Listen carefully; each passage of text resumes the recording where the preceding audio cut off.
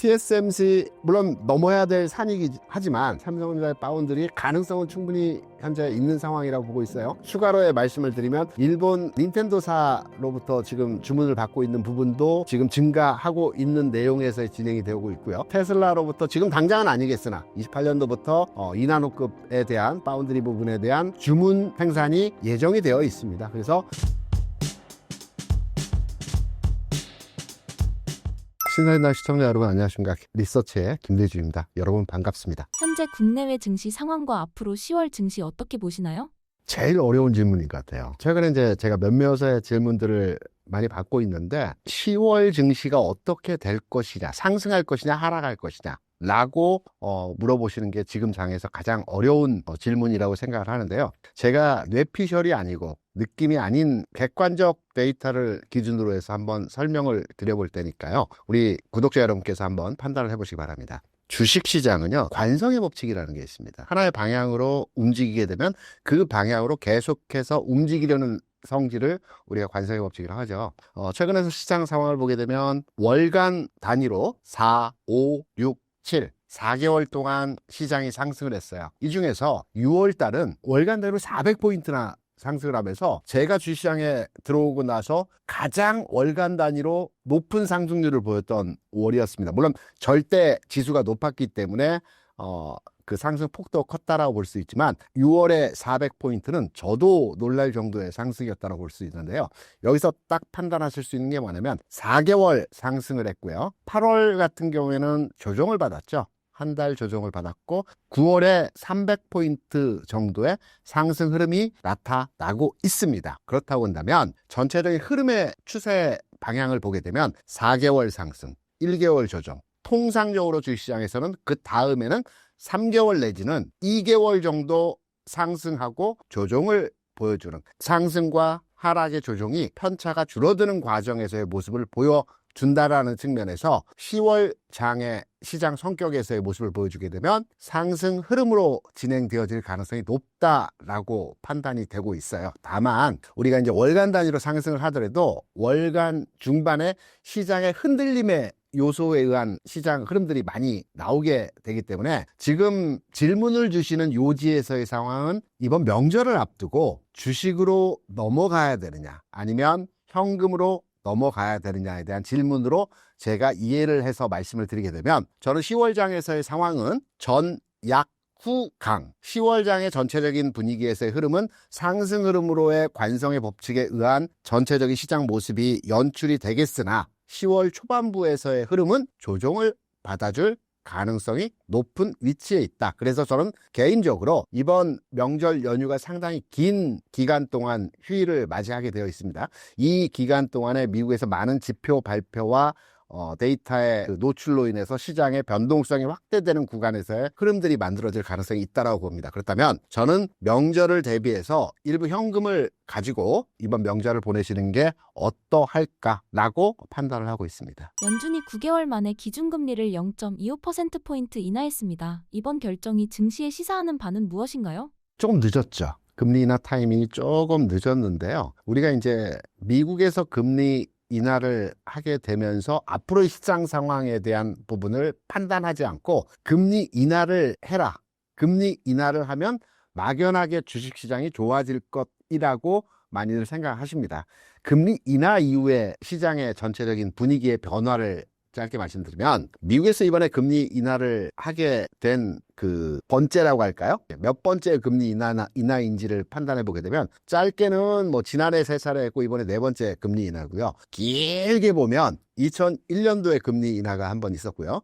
2009년 정도에 금리 인하 한 번 있었습니다. 추세적으로 금리 인하를 하는 경우가. 그리고 2019년도에 미국의 금리 인하가 있었습니다.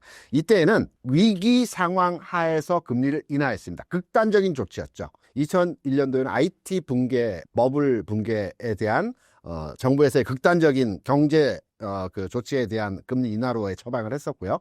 2009년은 다 아다시피 금융위기가 있었죠. 그리고 2019년도에는 미중 무역 갈등에 의한 경기 침체에 대한 금리 인하 작용이었습니다. 이번 금리 인하 성격이 좀 다르죠. 이번 금리 인하는 악재가 있었다든가 외부적 상황 하에서의 어떤 위기가 있는 국면에서 금리 인하를 한 것이 아니고요. 물가도 안정돼 있고 전체적으로 시장에서의 분위기가 금리 인하를 해도 될 만한 현재의 전체 분위기이기 때문에 금리 인하를 했다라고 볼 수 있어요.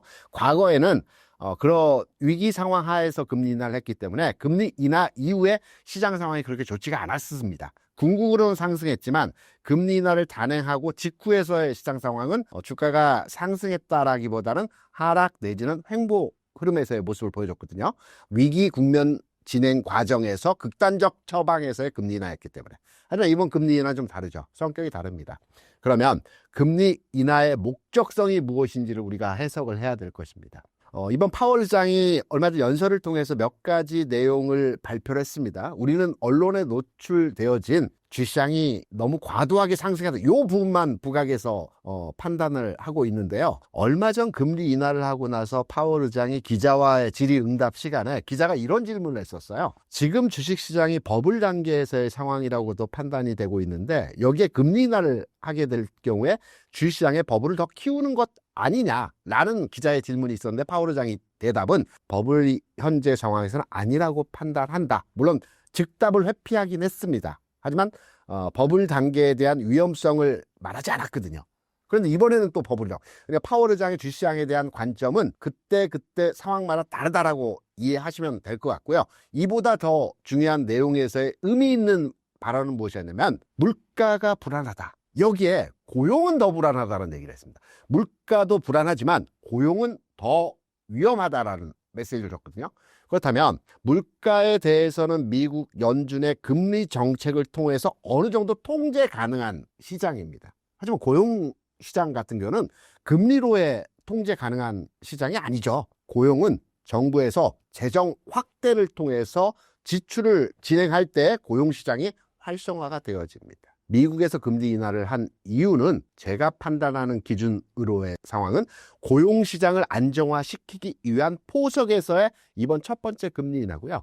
고용시장을 안정화시키기 위해서는 절대적으로 투자라든가 정부 지출을 통해서 많은 간접 시설에 대한 부양을 하는 형태로의 진행이 되어야 할 겁니다. 그렇다면 우리가 단순하게 시장에 대해서 금리 인하 목적성이 무엇인가를 판단해 보게 될 때 금리 인하가 진행되었기 때문에 성장주에 대한 분위기가 좋을 것이다. 이렇게 단순하게 등치시켜서 이해하시기보다는 미국에서 금리 인하를 한 이유는 기본적으로 경기 부양을 목적성을 두고 이번에 금리 인하를 진행했기 때문에 시차가 일부 진행이 되어지겠으나 경기 민감주, 경기 부양과 관련된 종목들이 경기 민감주라고 합니다. 경기 민감주의 주가 움직임에서 상황이 하반기 상황에서는 좀 더 긍정적으로 진행되어질 가능성이 있겠구나. 이렇게 해석, 판단, 유추하시면 주시장을 이해하시는데 조금 더 현명한 투자로의 진행이 가능하실 거라고 생각을 합니다. 무섭게 증시가 오르고 있는데 하반기에 코스피 4천 돌파할 수 있을까요?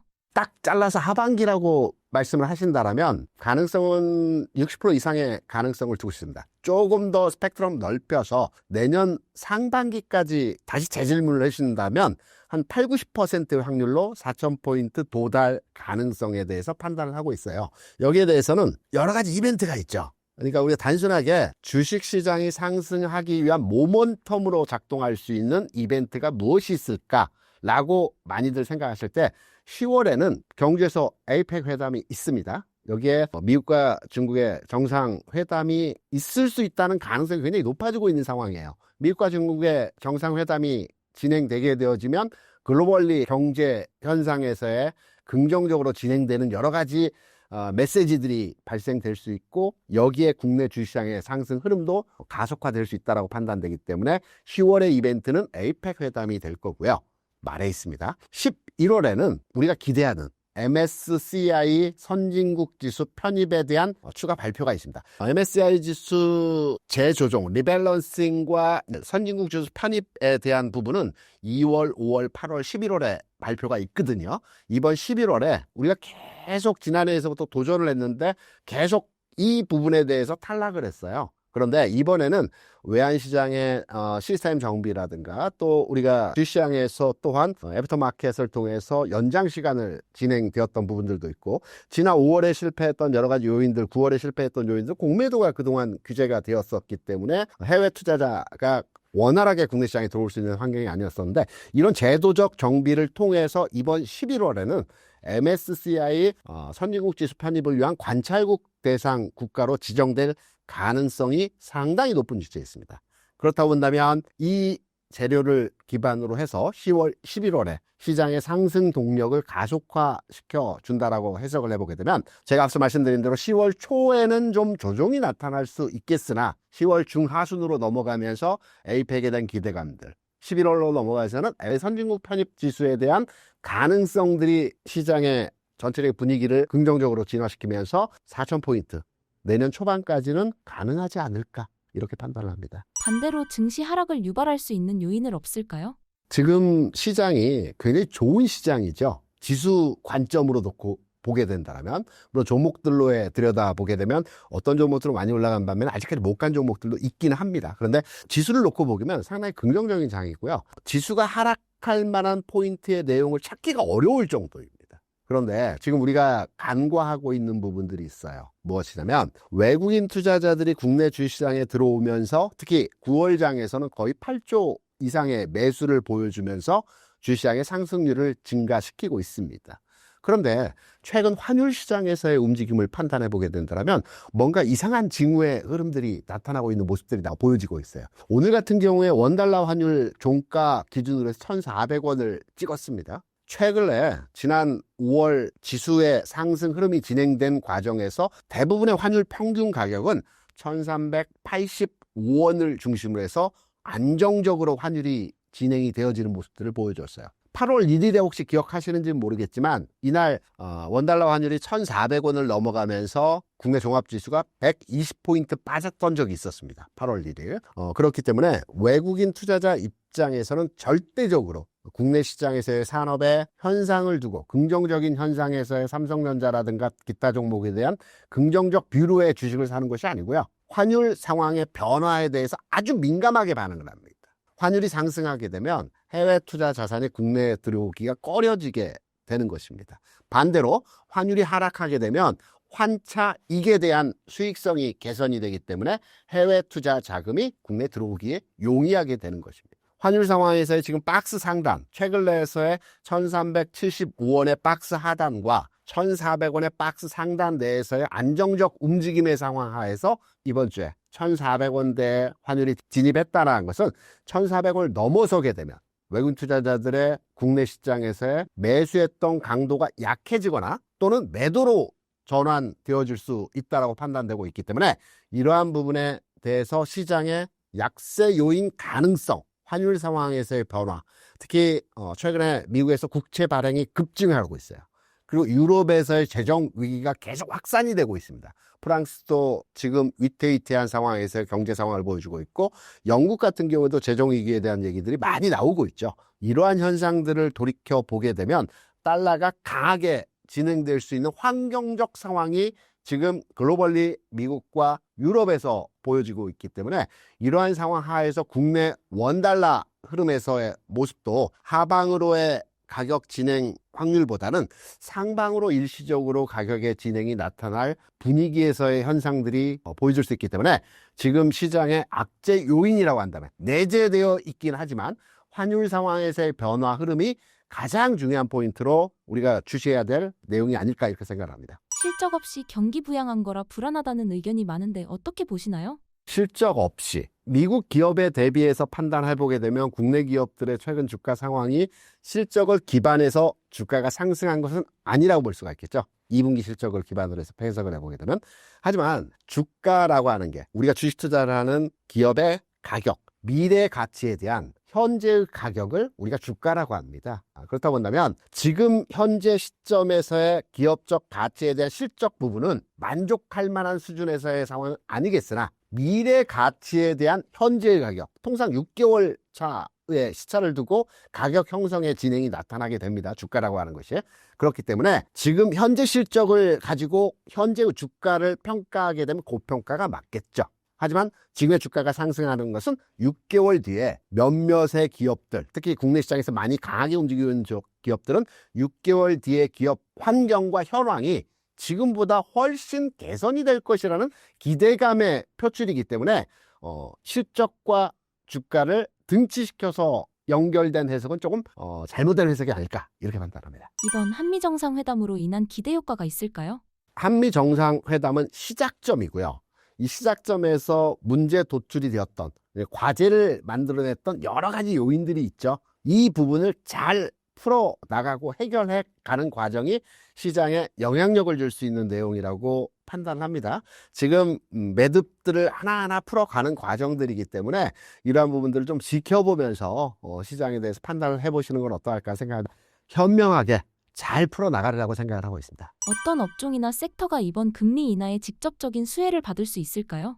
일단 미국에서 금리 인하를 이번 첫 번째 올해 들어서 금리 인하이죠. 올해 11월과 12월에 추가 금리 인하를 할 가능성이 굉장히 높다라고 판단을 하고 있습니다. 시장에서는. 그래서 통상 지난해 같은 경우에도 9월에 금리 인하를 0.5% 했고요. 11월과 12월에 올해하고 어떻게 시차가 딱 들어맞게끔 지난해에도 금리 인하를 했던 것 같아요. 0.25씩 금리 인하를 했습니다. 그런데 시장에서의 반응도를 판단해 보게 되면 첫 번째 금리 인하 시점에서의 상황은 시장이 크게 반응하지는 않았어요. 물론 기대감에 의해서 금리 인하를 할 것이다라고 생각이 되어서 그 전 단계에서 시장에서의 상승 흐름이 일부 진행되긴 했었지만 전체 산업에 대한 그리고 주시장에 대한 흐름들이 반응했던 것은 두 번, 세 번 금리 인하를 진행한 다음에서의 시장이 반응을 했다라고 판단되기 때문에 이번 11월에 이제 금리 인하 시점이 좀 10월을 넘어서 11월에 이제 시차를 두고 진행이 되어지기 때문에 지금 단순하게 미국의 금리 인하가 이 부분에 영향도를 주고 있다라고 해석하기는 조금 성급한 감이 있고요. 전체적으로 우리가 이제 좋은 점 또는 부정적인 점 내에서의 판단을 해보게 되면 미국은 금리를 인하하는 추세로 지금 진행이 되어집니다. 하지만 국내 금리는 지금 2.5% 수준에서 추가로 금리 인하를 할 수 있는 분위기에서의 상황이 아닙니다. 얼마 전에 한국은행 총재가 IMF 총재와 대담을 하면서 이런 얘기를 했었죠. 한계 금리 수준의 국내 금리는 도달해 있다. 그러니까 추가 금리를 지금 국내 상황 하에서의 재정 정책을 수립함에 있어서 금리 인하를 하기가 어려운 금리 수준에서의 국내 금리를 보여주고 있다. 이런 부분에 대한 얘기를 했습니다. 그래서 국내 산업과 미국 산업에서의 현상화에 대한 부분이 약간 달리 적용될 수 있다라고 판단이 되고 있고요. 11월, 12월 금리 인하 상황까지는 좀 더 지켜보면서 판단을 해야 하지 않겠나 이렇게 해석을 합니다. 이번 금리 인하 국면에서 가지고 있는 현금으로 꼭 사야 할 하반기 종목은 무엇인가요?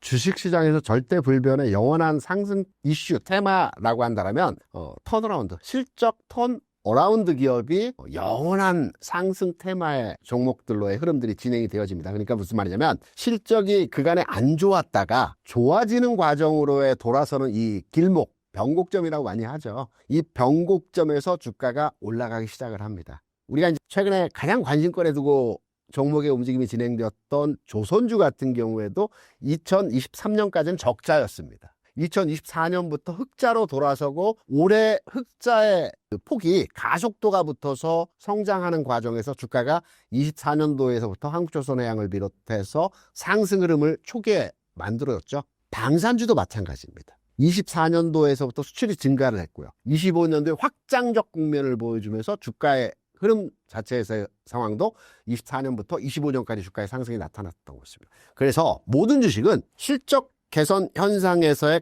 변곡점에서 주가가 움직이는 현상들을 많이 보여주고요. 이 실적 변화의 현상들이 나타난 업종이라고 한다면 여러분께서 다 아시다시피 이산지 업종이 최근 실적의 개선이 진행되는 변곡점 자리죠.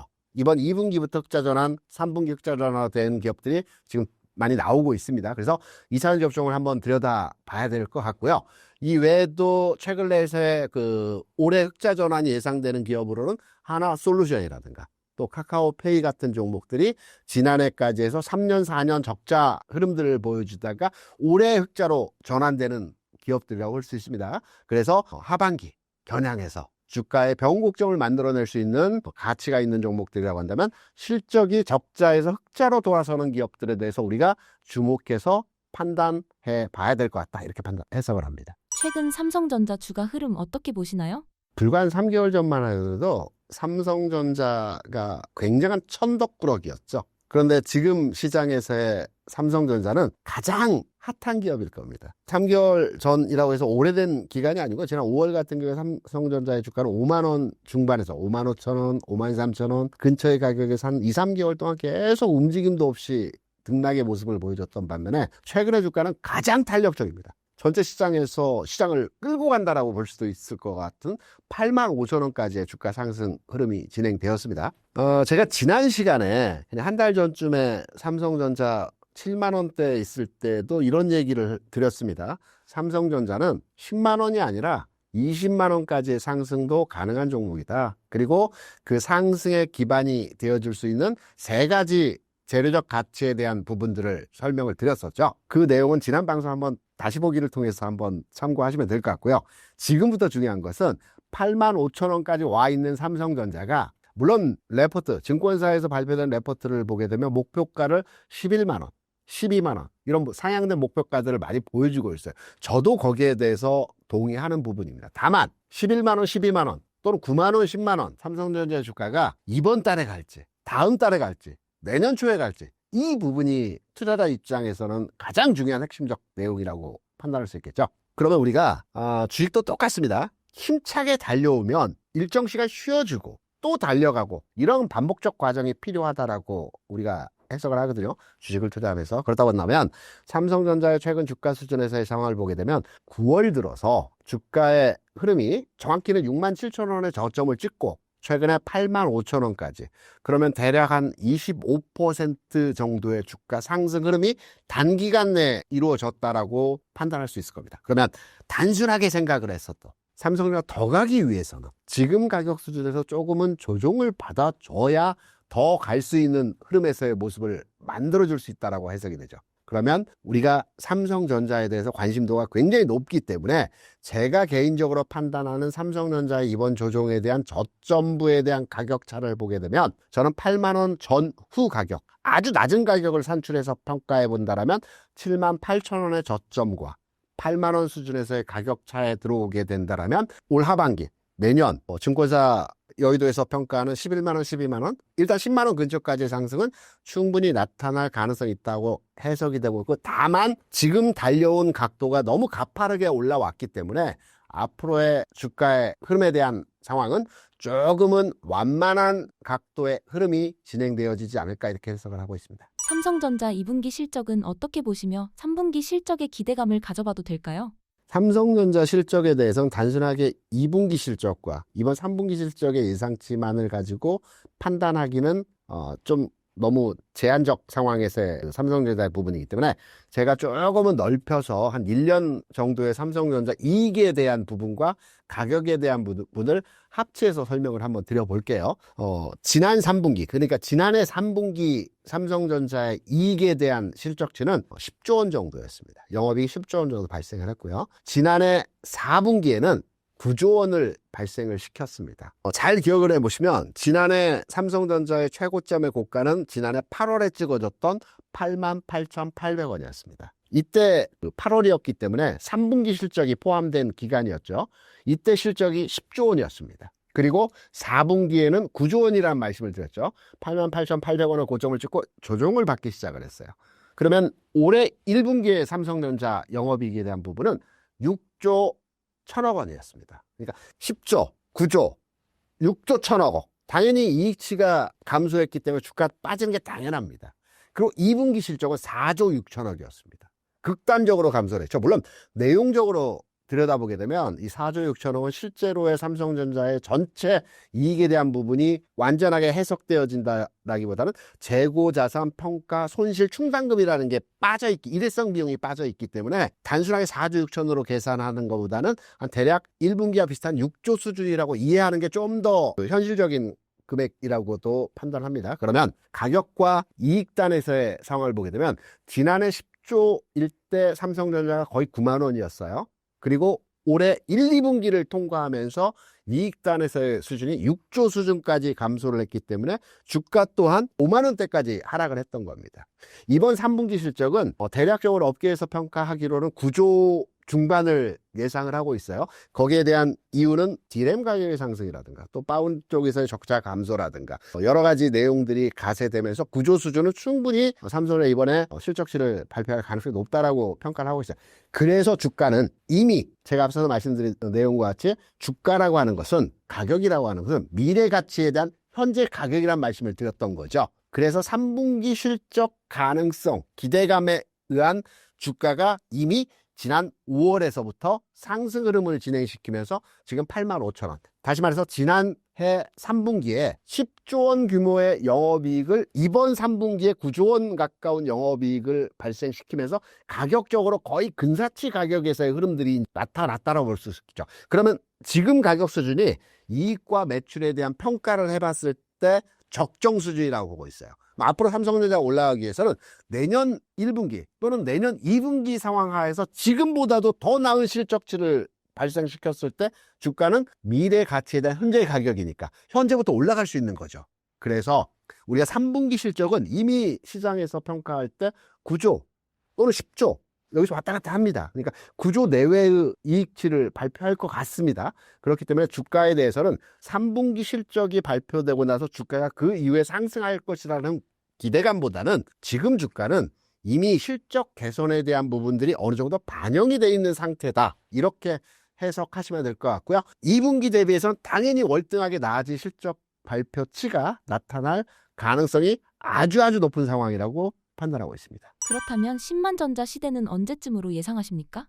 앞서서도 저희가 삼성전자 말씀을 드렸지만 지수와 연동해서 이해하는 게 중요할 거라고 생각을 하고요. 10만 전자 85,000원에서 10만 원 가격을 찍는 게 그렇게 어려운 가격은 아닙니다. 이제 가능권에 들어와 있거든요. 왜냐하면 20% 정도만 움직이면 되지 않습니까? 이번 9월에 삼성전자가 움직인 가격이 25%입니다. 그렇기 때문에 멀지 않은 가격이긴 하나, 제가 앞서서 말씀드렸죠. 삼성전자의 상승 기울기 자체가 기존까지, 그러니까 9월 장에는 거의 45도 이상의 가파른 상승 각도를 보여줬다고 한다면 이제는 완만한 수준에서의 각도 조절을 하는 형태의 흐름들이 나타날 수 있기 때문에 저는 삼성전자 10만 원 수준에서 10만 원이 목표는 아닙니다. 저는 기본적으로 20만 원의 가격을 가야 된다라는 삼성전자의 평가로서 지난 시간에 말씀을 드렸던 여러 가지 내용들이 있었는데요.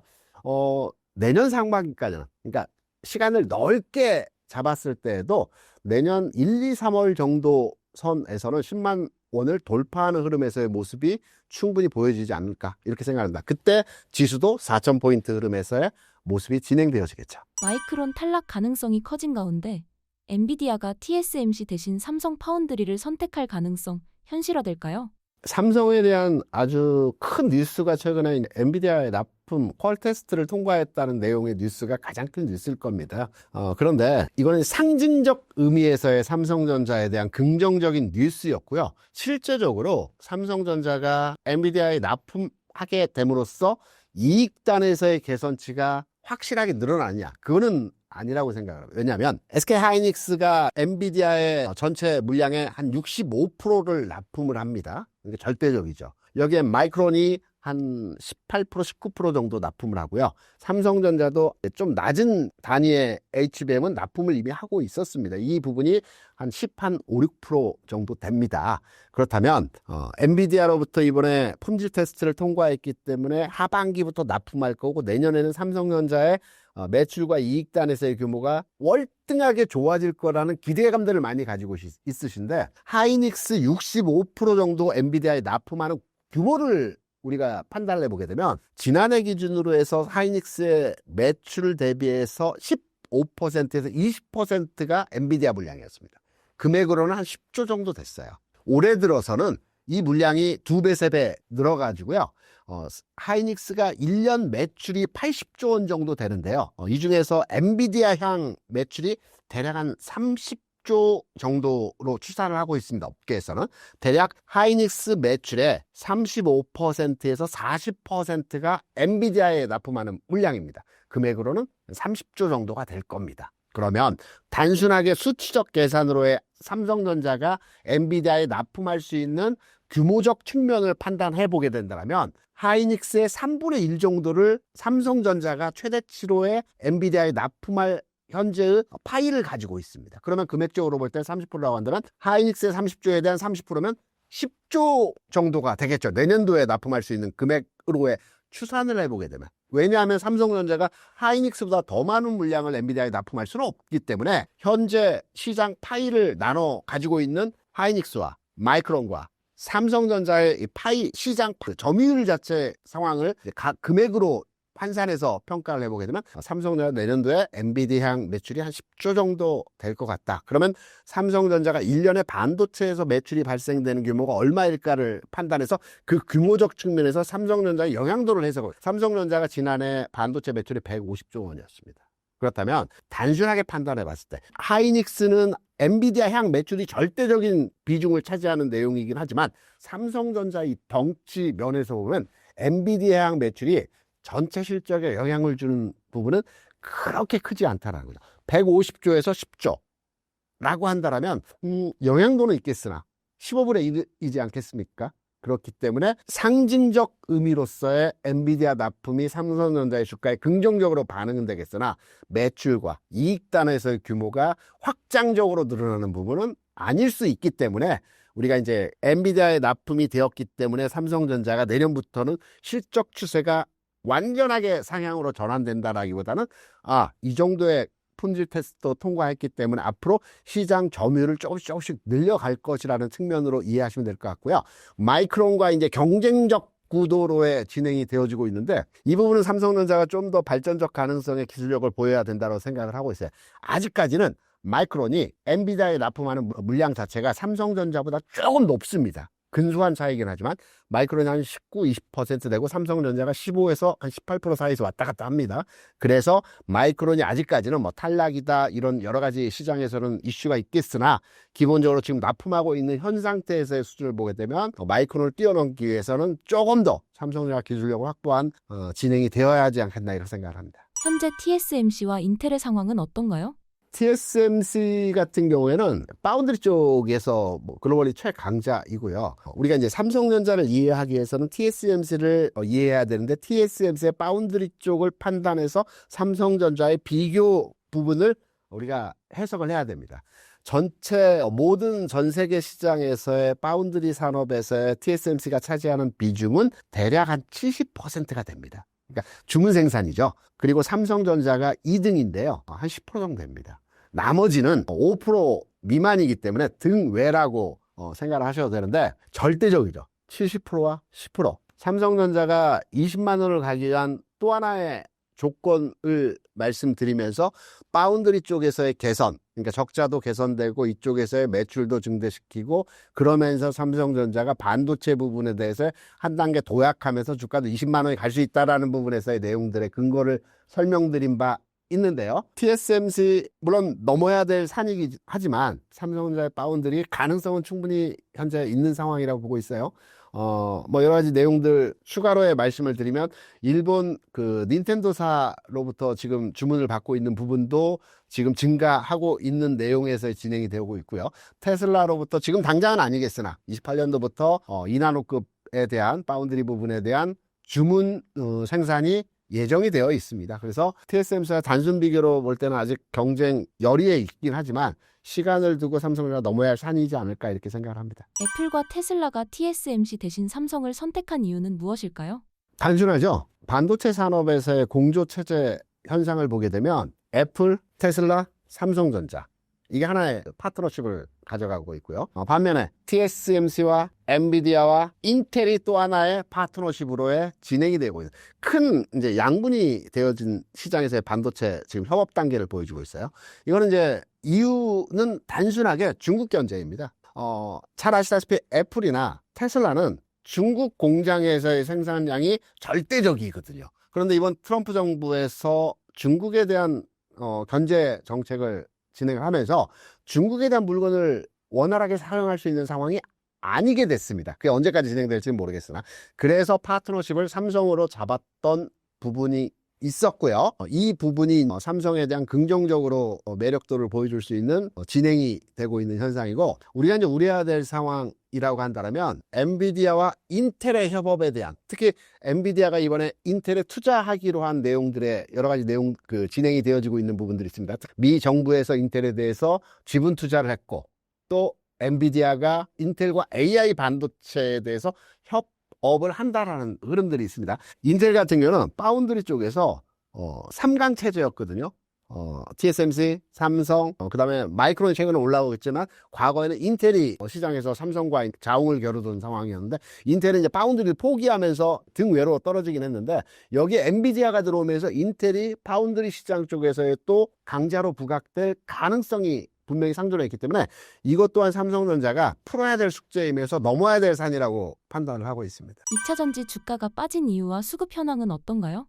2차전지를 얘기하다 보면 항상 최근에 2차전지 업종이 하락하고 있는 내용에서의 분위기를 얘기하시더라고요. 그런데 우리가 시간을 조금만 되돌려서 지난 6월장에서 지수가 400포인트 가까이 올라갈 때 주도 섹터가 2차전지였습니다. 그때 굉장히 강했죠. 다만 9월장에서 반도체가 올라갈 때 2차전지가 주가가 좋지 않았기 때문에 2차전지 업종의 전반의 상황에 대해서 주가가 안 좋을 것이라는 느낌적 내용을 가지고 많이 질문들을 많이 하시는데요. 2차전지 업종에서의 전체적인 흐름에서의 모습은 바닥은 이미 찍었고요. 바닥을 찍은 이후에 상승 과정 내에서 조정과 상승을 반복적으로 진행되어지고 있는 모습에서의 흐름이라고 저는 개인적으로 생각하고 있고, 여기 이제 구체적으로 주가에 대한 반응도 상황을 설명을 드리게 되면, LG엘솔루션이 대표 종목이기 때문에 LG엘솔루션의 지난 6월 흐름 또는 4월, 5월 흐름에서의 가격을 보게 되면, 대략적으로 보게 되면 한 28만 원, 지난 6월 흐름에서 28만 원에서 41만 원까지 대략 한 40%가 상승을 했습니다.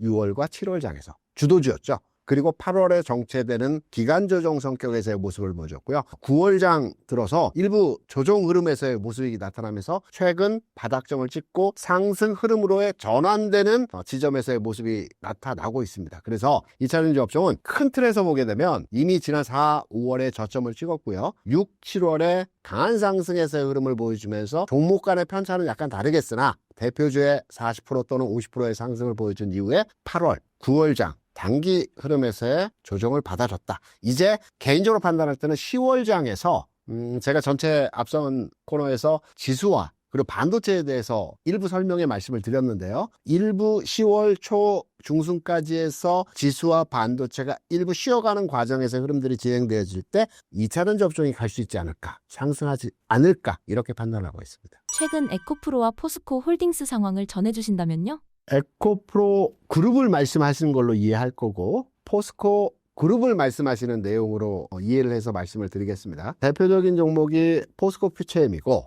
포스코 홀딩스도 있겠으나 우리가 이제 주가의 흐름에서의 모습을 보게 되면 포스코 퓨처엠과 에코프로 주가 상황에 대한 분위기를 설명드리게 되면 거의 동일합니다. 아주 주가의 흐름 자체가 2차전지 업종의 과거의 흐름들을 보게 되면 일부 종목이 상승하고 일부 종목이 하락하는 이 종목별 간의 상이한 전체 흐름들을 많이 보여줬는데요. 최근에 2차전지 업종의 전체 종목 간의 흐름들을 보면 거의 비쌉니다. 하락률 자체도 비싸게 빠지고요. 올라갈 때 상승률 자체도 비싸게 움직입니다. 이것은요, 전체 업종이 움직일 때 긍정적인 요인으로 작동을 합니다.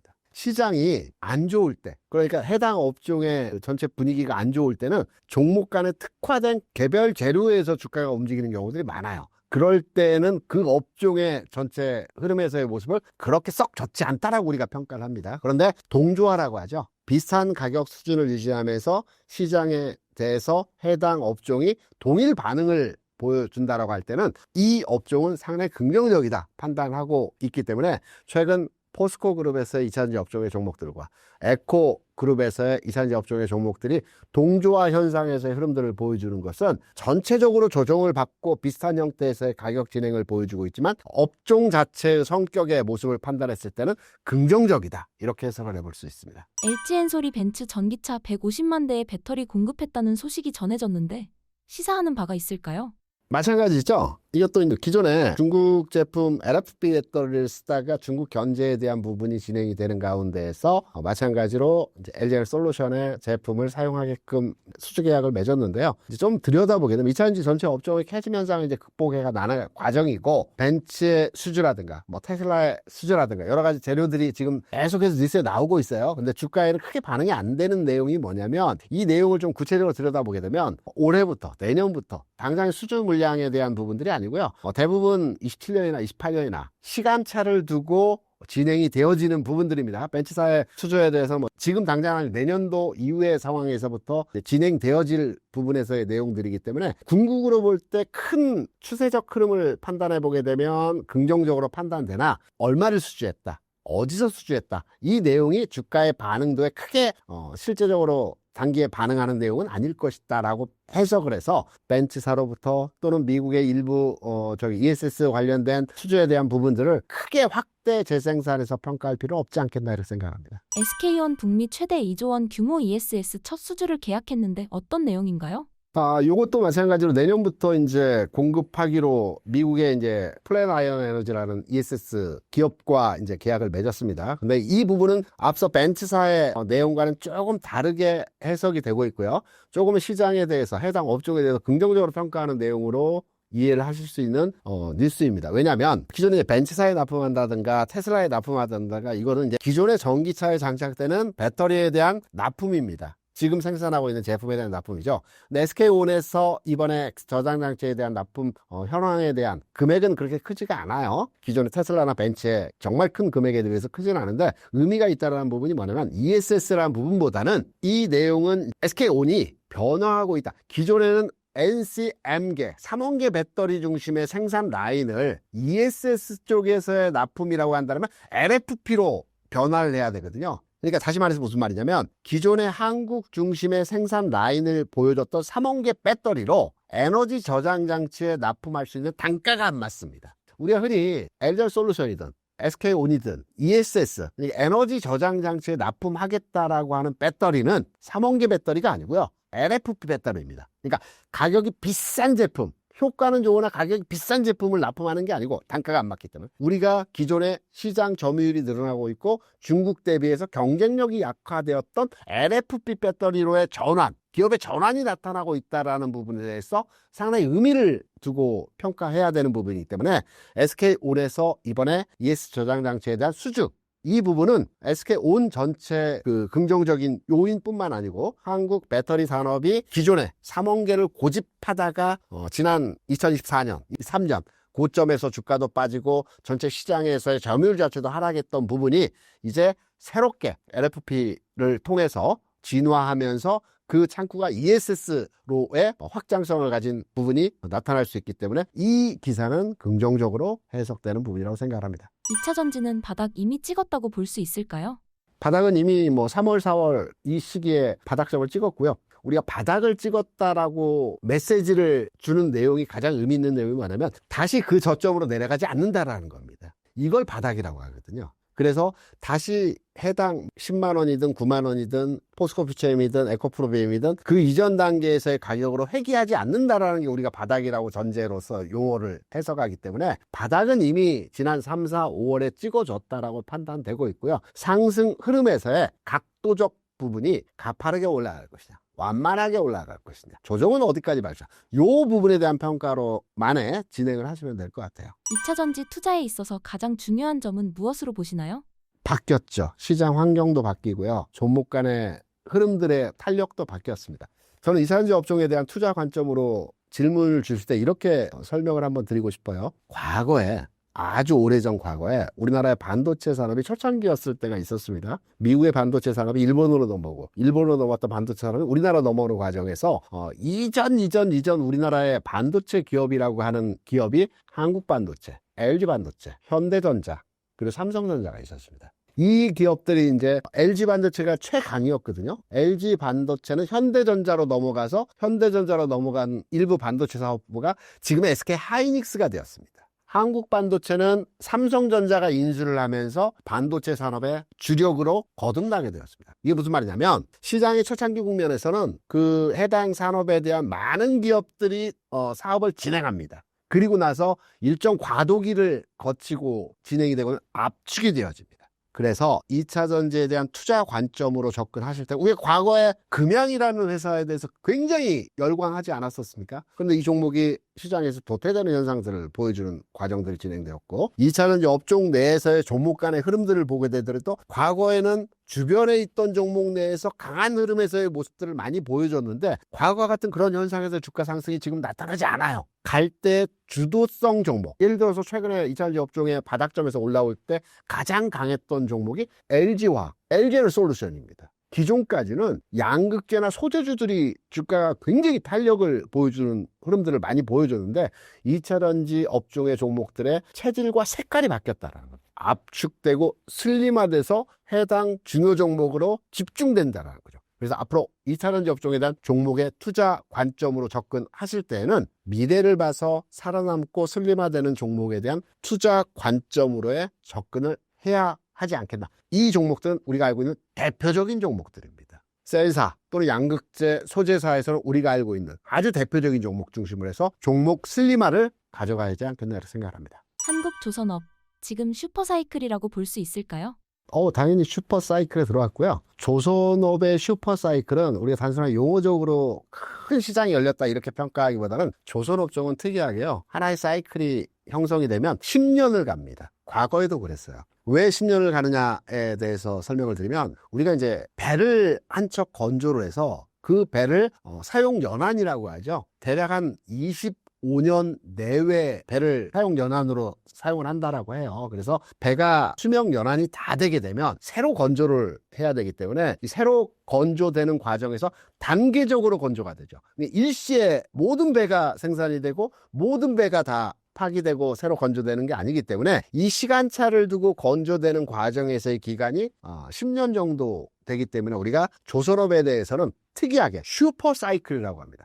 반도체는 주기 산업인데 3년 주기의 짧은 주기로의 흐름들이 나타나는 반면에, 조선업은 슈퍼사이클이라고 해서 지난 2000년 초반에 한 번의 사이클에서의 슈퍼사이클이 왔어요. 이때 짧게 이제 슈퍼사이클을 질문 주셨으니까, 제 기억으로 제가 그때 당시에 시장에서 조선업종에 대한 투자로에 상당히 긍정적인 해답처를 줬기 때문에 회사에서도 굉장히 좋은 위치로에 승진할 수 있는 기회가 있었는데요. 그래서 정확히 기억하는데요. 2000년 초반에 이제 조선업에 대한, 물론 이제 글로벌 경기 부양의 경기 상승에 대한 부분도 있었겠으나, 2000년 초반에 예를 들어서 말씀드리면, 그 당시에는 현대중공업이었는데 이게 이제 회사가 분사가 됐죠. 그래서 지금 기준으로 기업명을 따져보게 되면 한국조선해양이 그 당시에 현대중공업의 주가에 대한 부분을 평가할 수 있는 내용입니다. 2000년 초반에요, HD 한국조선해양이 2만원, 3만원 이 정도 수준에서 가격 형성이 되었던 종목입니다. 조선업의 슈퍼사이클이 왔어요. 배들이 사용 연한이 다 돼서 이제 막 새로 건조를 해야 되는데, 배를 잘 만드는 국가는 우리나라, 일본, 그리고 유럽의 몇몇의 국가들이 배를 잘 만드는 나라였거든요. 이 당시까지만 해도 중국이 초기 국면에서의 조선업의 상황이었기 때문에 거의 우리가 독식하는 현상 그때 보여줬습니다. 2만 원의 주가가요, 50만 원까지 쭉 한 4, 5년 걸쳐서 주가가 올라갔습니다. 지금하고 좀 비슷하죠. 22년, 23년부터 주가가 조금씩 올라가면서 최근에 주가가 40만 원까지 한국조선해양이 올라왔는데요. 10만 원대부터. 이 당시에 그래서 조선주들이 쭉 올라갔는데, 여기서 이제 중요한 포인트를 말씀드리게 설명을 드릴 겁니다. 아마 2008년, 2009년 이 즈음 금융이란 위기도 있었지만, 이 50만 원까지 갔던 주가가 20만 원까지 내려왔어요. 그리고 2011년도에 다시 50만 원까지 올라갔습니다. 전체적인 큰 사이클이, 조선업이 슈퍼사이클이라고 하는 이유가, 이렇게 오랜 기간 동안 주가의 상황이 변화를 거치면서 높은 가격의 수준을 유지할 수 있기 때문에, 조선업종의 슈퍼사이클은 단순하게 시기가 꺾이고 다시 상승하고 이런 과정이 아니고, 대세적으로 10년을 차를 두고 주가가 움직인다. 다만 계속해서 상승하는 것이 아니고, 과거 흐름을 판단해 보게 되면 상승과 큰 조정에서의 흐름을, 파동을 한 번씩 만들어간다. 이렇게 해석을 하시면 될 것 같습니다. 상반기와 달리 하반기 조선업은 어떤 흐름을 보일까요? 투자자 입장에서 기회일까요? 쉬어가야 할 시점일까요? 제가 조선업에 대해서 슈퍼사이클이라고 말씀드리면서, 슈퍼사이클은 10년 기간을 두고 주가가 움직인다는 말씀을 드렸죠. 그러면 조선업종에 대한 현재 시점에서 투자되어진 투자자라고 하신다면, 하반기, 내년 상반기의 흐름에서의 관점으로 접근하시는 게 아니고요, 2023년도부터 조선업에 대한 사이클이 진화되었다라고 우리가 판단을 하게 되면 10년을 움직일 때 2030년도까지 주가 상황에서 개선되는 흐름들이 진행되어질 것 같거든요. 그런데 이게 계속해서 10년 동안 움직이지 않는다라는 전제로서의 말씀도 드렸었죠. 그렇다 본다면 하반기를 겨냥을 해서 지금 대비해서 조선주의 주가가 더 올라갈 거냐 아니면 조정받을 거냐라는 판단으로보다는 앞서 제가 잠깐 설명드렸지만 한국조선해양의 주가 수준에서의 상황을 판단해 보게 되면 24년도에 저점을 찍고 주가가 최근에 40만 원까지 올라왔는데 이 올라오는 과정에서의 절대적 상황에서의 우리가 상승 요인으로 판단하는 것이 23년도에는 적자였습니다. 조선업 자체가 적자였는데 24년도부터 흑자로 전환되면서 제 기억으로는 24년도에 한국조선해양의 영업이익이 6천억, 7천억 정도 됐을 겁니다. 그리고 올해 대략 한 2조 가까이 될 거고요. 내년도에는 3조 수준에서의 영업이익을 이제 추정치로 판단을 하고 있어요. 계속 늘어나는 과정인데 가격의 변화는 흐름에 따라서 전환이 되어질 수 있다. 이렇게 이해를 하시고 하반기에 더 올라갈 거라는 개념보다는 지금 시점에서 내가 조선주에 대한 투자 관점으로 접근해 보신다면 지금 가격은 한 단계 주가가 레벨업 되어진 상태에서의 흐름이고요. 여기서 일부 조정이 나와야 되는 자리에 위치해 있다라고 판단되기 때문에 저는 조선 업종의 전반의 흐름은 크게 보면 상승 기조로의 유지가 유효하지만 가격적으로 진입에 대한 평가 기준으로 판단해 보게 되면 지금보다는 올 하반기나 내년 상반기에 진입의 판단으로의 시기를 잡으시면 될 것 같고 여기 이제 부연으로 제가 하나 추가의 말씀을 드리면 앞서서 2000년 초반부터 2011년까지 슈퍼사이클에서의 주가 상황에 그 조선업에 대한 호전된 분위기를 말씀을 드렸죠.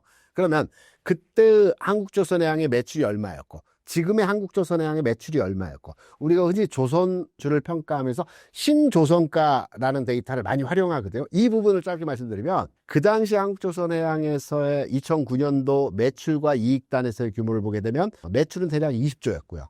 이익은 한 2조 정도였습니다. 올해 한국조선해양에서의 매출과 이익단에서의 규모를 보게 되면 매출은 대략 30조고요. 이익단에서의 규모는 대략 한 3조 왔다 갔다 하는 추정치에서의 상황을 보여줄 것으로 예상이 되고 있어요. 물가 수준이 상승했기 때문에 당연히 매출과 이익단은 일부 상승하는 흐름들이 진행이 되었다고 보고요. 규모적 측면에서는 그때와 지금이 비슷합니다. 신조선가 같은 경우에도 그 당시에는 150이었고요. 지금은 180 정도 합니다. 그러니까 환경적 상황에서의 분위기가 앞서 말씀드린 대로 2만 원에서 50만 원까지 2009년까지 주가가 올라갔다가 금융이라는 그 위기 상황이 있었지만 20만 원까지 내려왔다가 다시 50만 원까지 올라갔거든요. 여기에서 우리가 유추해 볼 수 있는 내용이라고 한다면 금융위기를 빼고 봤을 때 조선주에 대한 슈퍼사이클에 대한 가격 대응을 해보게 되면 지금 40만 원 수준까지 올라와 있는 대표적인 한국조선해양의 주가 상황 하에서 조정을 좀 받아야 된다. 그러면 하반기나 내년 상반기까지의 목표 가격으로의 판단을 하는 것보다는 하반기나 내년 상반기에 조정을 받았을 때 진입 가격으로의 판단을 하는 게 보다 현실적인 조선업에 대한 투자 관점으로의 접근이 아닐까 이렇게 생각을 합니다. 하반기에 주목해 볼 만한 조선주 종목은 어떤 게 있을까요? 우리가 이제 최근 내에서 조선주 내에서 종목 편성을 할 때 현대중공업을 많이 얘기하고요. 또 하나오션을 많이 얘기합니다. 그리고 삼성중공업 이렇게 이제 트리플로의 말씀들을 많이 하시는데 이제 우리가 대표 종목을 판단해 보게 되면 현대중공업은 실제로 배를 건조하는 회사는 아니고요. 지주회사격이죠. 여기 엔진이나 또는 일부 자재나 또는 플랜트 관련된 고급 배들에 대해서 제조를 하는 회사고 실제적으로 그 HD현대에서 배를 주력으로 만드는 회사는 한국조선해양과 현대미포입니다. 현대미포는 현대중공업과 합병을 한다라고 하죠. 그러니까 동일회사로 앞으로 진행이 될 것 같아요. 그러면 대표적인 회사를 우리가 조선 3사라고 평가하는 내용에서의 그 기업은 한국조선해양, 현대미포는 이제 그 합병이 되어지기 때문에 현대중공업으로 이해하시면 될 것 같고요.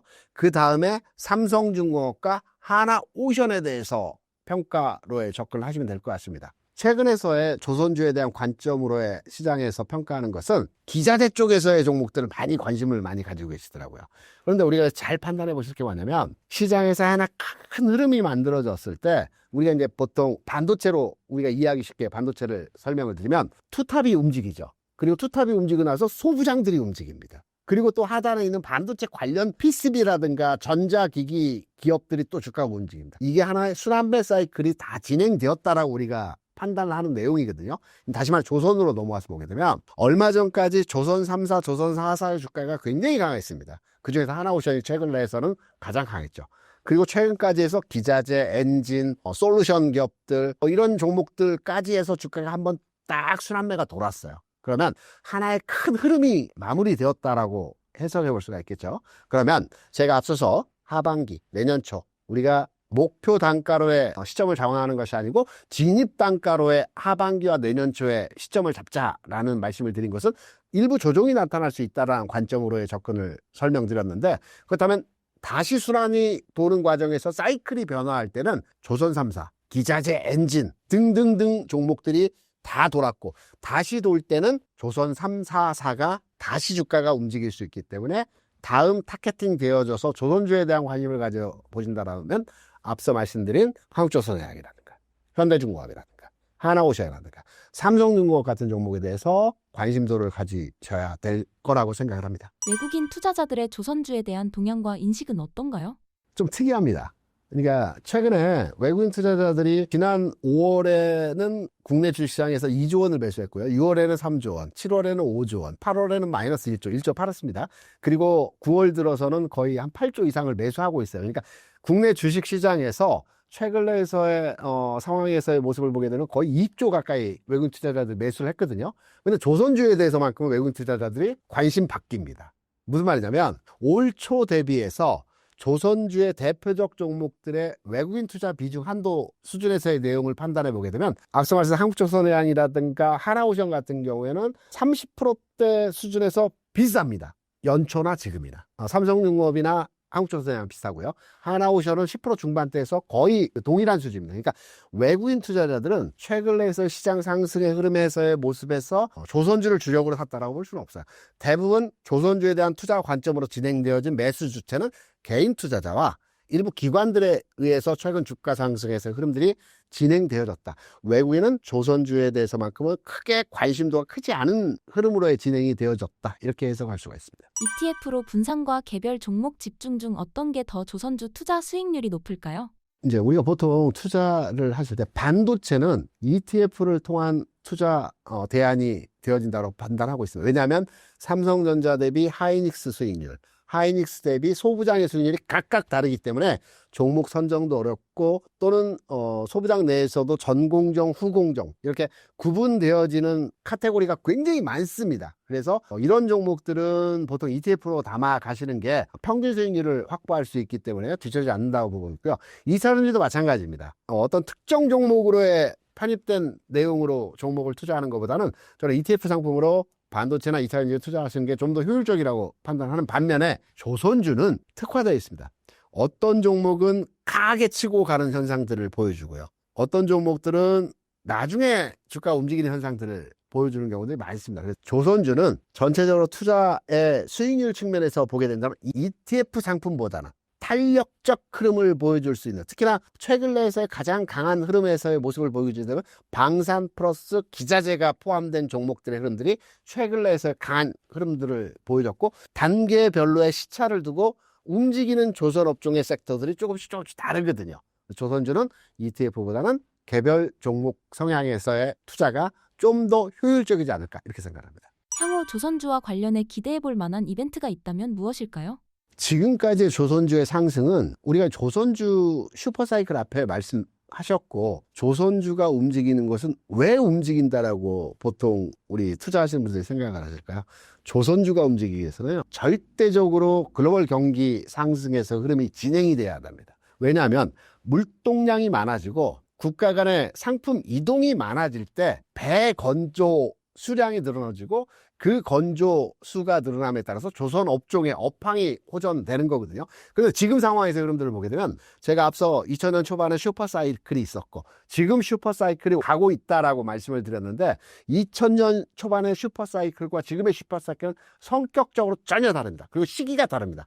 2000년 초반에는 글로벌 경기 상승에서의 흐름이 2010년까지 진행되었죠. 근데 지금은 경기 상황에서의 글로벌이 그렇게 좋은 편은 아니에요. 그래서 종목 간의 흐름들을 보게 되면 차이가 차이가 나는 겁니다. 왜냐하면 우리는 조선업을 볼 때 보통 운임지수 BDI를 많이 판단을 합니다. 그런데 운임지수를 들여다보게 되면 건화물 운임지수라는 게 있고요. 컨테이너 운임지수라는 게 있습니다. 경기 초기 국면에서는 건화물, 그러니까 원자재를 실어 나르는 또는 LNG선이라든가 유조선이라든가 이런 지수하고 경기가 확장 국면에서 물동량이 많아질 때 컨테이너 운임지수하고는 시차를 두고 움직이는데, 최근에 이 운임지수 성격의 상황을 보게 되면 건화물 운임지수는 계속해서 올라가고 있어요. 컨테이너 지수는 계속해서 빠지고 있습니다.